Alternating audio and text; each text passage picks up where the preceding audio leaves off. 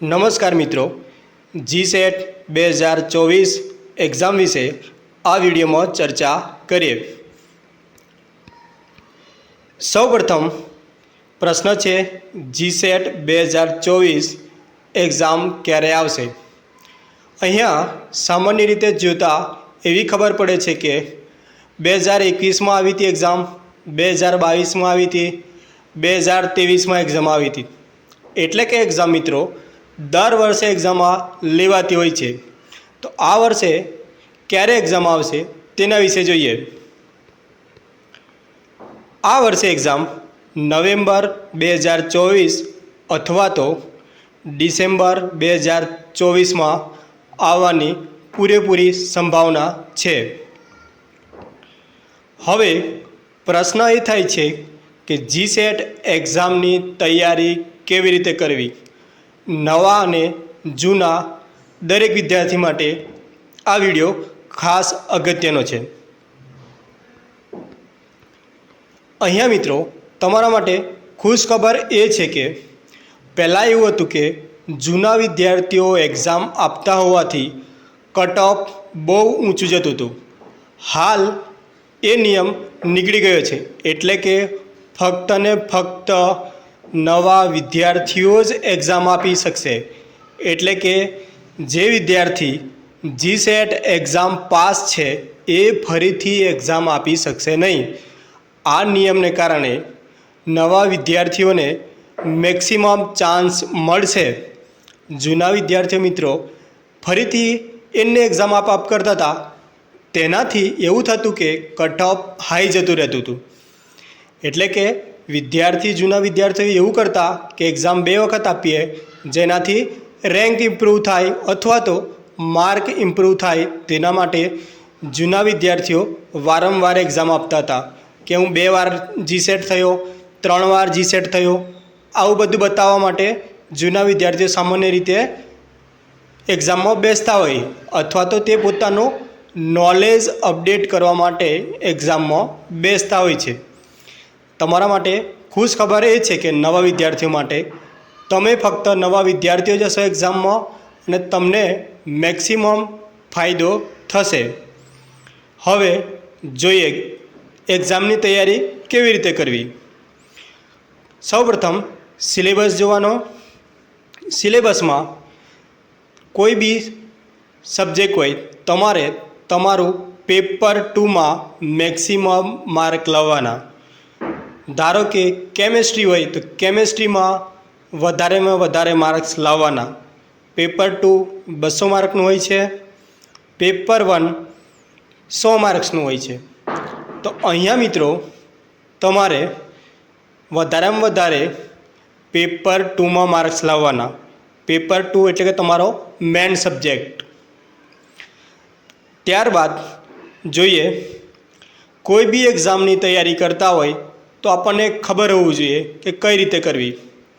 જેવી રીતે મિત્રો આપણે ક્યાંક જવું હોય તો આપણને હોય જીપીએસ, તે આપણને બતાવી દે કે આ તમારું લોકેશન છે। તો આપણે એક્ઝામને પાસ કરવા માટે કેવી રીતે જવું, તેના માટે આપનું લોકેશન છે સિલેબસ અને જૂના પેપર, એ આપણો રસ્તો છે। એટલે કે છેલ્લા 4 વર્ષના પેપર જોવાના। અહીંયા છેલ્લા 4 વર્ષના પેપર પ્રિન્ટ આઉટ કરી લેવાના। આ પેપરમાં કેવા ક્વેશ્ચન પૂછાયા છે, કયા ટૉપિકમાંથી ક્વેશ્ચન પૂછાયા છે, તે રીતે નોટ બનાવવાની। અહીંયા તમારે પ્રસ્તાવનાથી વાંચવાની જરૂર નથી। માસ્ટર કર્યું હશે એટલે મિત્રો તમને બેઝિક નોલેજ તો મોટાભાગનું પ્રસ્તાવનાનું હોય જ છે। એટલે પીવાયક્યુ લાસ્ટ 4 વર્ષ, છેલ્લા 4 વર્ષના પેપર તમે જોશો એટલે કયો ટૉપિક પૂછાયો છે અને એ ટૉપિકમાં કેવા ક્વેશ્ચન પૂછાયા છે, એ રીતે નોટ બનાવવાની પેપર 2 માટે। પેપર 1માં મિત્રો છેલ્લા 5 વર્ષના પેપર જોઈ લેવાના।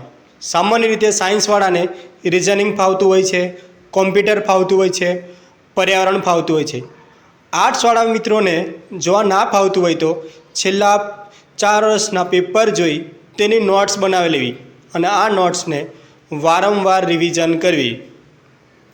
એટલે દરેક સબ્જેક્ટ માટે કોમન મેથડ કે લાસ્ટ 4 વર્ષના પેપર પકડો, એ કયા ટૉપિકમાંથી કેવા ક્વેશ્ચન પૂછાય છે એ જ ટૉપિકને વાંચો. આખી બુક્સ કે ચોપડી વાંચવાની જરૂર નથી મિત્રો. અહીંયા ખાસ ઓછો સમય હોય છે આપણી જોડે એક્ઝામની તૈયારીનો, તો ખાસ ટાર્ગેટ કરવાનો છે જૂના પ્રશ્નપત્રો. ત્યારબાદ તમે ટેસ્ટ સિરીઝ આપી શકો. અહીંયા ટેસ્ટ સિરીઝ ના હોય તો તમારે 2015થી લઈને 2023 સુધીના પ્રશ્નપત્રો જોઈ લેવા. ટેસ્ટ સિરીઝ તમને ના મળતી હોય તો 2015થી 2023 સુધીના પ્રશ્નપત્રો કરશો તો ઇનફ થઈ ગયા. ત્યારબાદ તમારી જોડે ટાઈમ વધે તો સાયન્સવાળા માટે CSIR નેટ એક્ઝામ લેવાતી હોય છે. CSIR નેટના પાર્ટ બી એટલે 2 માર્ક્સના ક્વેશ્ચન હોય તે તમે તૈયારી કરો. આર્ટ્સવાળા માટે UGC નેટ લેવાતી હોય છે. એટલે તમે મિત્રો GSETના પેપર તૈયાર થઈ જાય ત્યારબાદ નેટના પેપર તૈયારી કરવા. નેટના પેપર ઘણીવાર GSETમાં બેઠા પૂછાતા હોય છે. એટલા માટે નેટના પેપર બી તમારે જોતા રહેવું. નેટની તૈયારી કરો એટલે GSETની તૈયારી પણ થઈ જ જાય. ફરીથી એકવાર મિત્રો પેપરની તૈયારી કેવી રીતે કરવી, તો લાસ્ટ 4 વર્ષના પેપર જોવાના, ક્વેશ્ચન પકડો, આ ક્વેશ્ચન કયા ટૉપિકમાંથી પૂછાયો તે જુઓ, એ જ ટૉપિક જ વાંચો, બીજું ફાલતુ વાંચવાની જરૂર નથી. એટલે મિત્રો હવે તમારી જોડે 8મો મહિનો, 9મો, 10, 11 એટલે 4 મહિનાની અંદર તમારે સિલેબસ કવર કરવાનો હોય છે.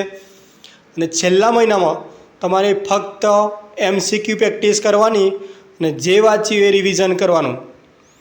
જ્યારે એક્ઝામનો મહિનો હોય ત્યારે મિત્રો કાંઈ નવું વાંચવાનું નહીં. જે વાંચ્યું છે એ જ રિવિઝન કરો અને એ જ પાક્કું કરીને જવાનું. એમાંથી પૂછાય તો તમારા માર્ક્સ કપાવો ના જોઈએ. એટલે 3 મહિના તમારે વાંચવાનું, છેલ્લો મહિનો કમ્પ્લીટલી રિવિઝન કરીને જવું એક્ઝામમાં. જૂના પેપર પ્રેક્ટિસ કરશો તો જ તમને કોન્ફિડન્સ આવશે. આ કોન્ફિડન્સ જ તમને એક્ઝામ ક્રેક કરાવશે. ફરીથી એકવાર બધાને બેસ્ટ ઓફ લક. જય હિન્દ.